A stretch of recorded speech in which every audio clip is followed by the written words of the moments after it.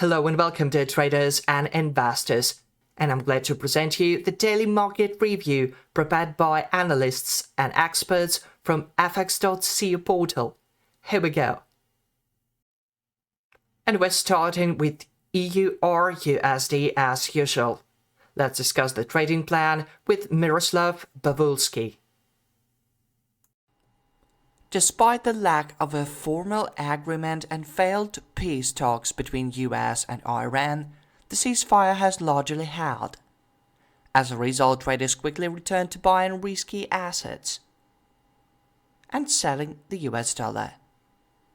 In the first half of the day, we only have Germany's wholesale price index and Spain's CPI data. These releases are unlikely to significantly impact the pair's upside potential. In case of a pullback, we expect the first signs of buyers near support at 1.1738. You could plan to act there only after false breakout, which would provide a long entry targeting a move towards 1769, formed earlier today. A breakout above these levels followed by a successful retest would confirm bullish momentum and open the way towards 1795. The final upside target stands at 1.1824, where you could take profit. If EURUSD declines and no buying activity appears around 1738, downside pressure could return. In that case, sellers may push the pair toward 1.1709. Only false breakout there would justify long positions. Alternatively, we would consider buying on a rebound from 1.1682, targeting an intraday correction of 30-35 pips.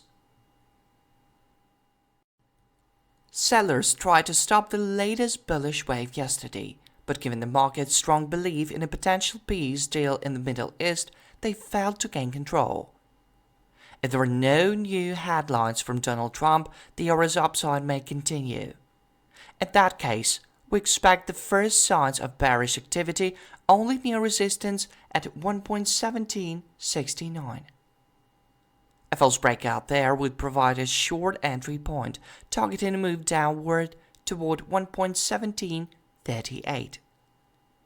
A break in consolidation below these levels, followed by a retest from below, would offer another opportunity to open short positions with a target at 1.1709, where the moving averages are currently aligned in favor of the buyers. The final downside target stands at 1.1682, where you would take profit. If EURUSD continues to move higher in the first half of the day and bears remain inactive around 1769, it's better to postpone short positions until the next resistance at 1795. Selling there would only be considered after failed breakout. Alternatively, you could plan to open short positions on the rebound from 1824, targeting a 30-35 pip pullback. Gold, sweet gold. We've got a trading plan for these commodity assets presented by Dimitrios Tsapas. Gold is trading around 47.65. Below the 200 EMA, it's a purple line on the chart. And above the 21-day SMA, it's a sun line on the graphic. With the bullish bias having fully closed the gap, the instrument is now consolidating above 47.50, so it's likely to continue rising in the coming days. Given that gold is under downward pressure and showing signs of being overbought, only a consolidation above 47.80 could alleviate the downward pressure and could mark the start of a new uptrend, in which the metal could reach 48.50. and even the psychological level of 5,000 USD. If gold fails to consolidate above 4800, we could view this area as a signal to sell below the 200 EMA, with the target at 47.15.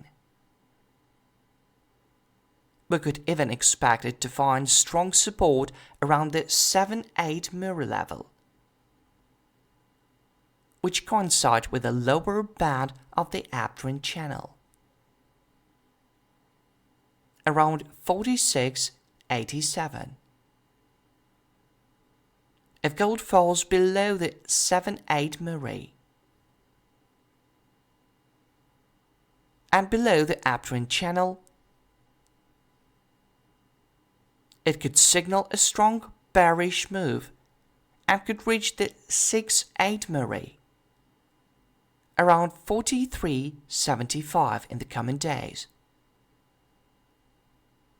The Eagle indicator is showing a negative signal, so we believe that any approach to daily or weekly resistance levels could be considered a zone to open short positions. That's all for today. See you online soon.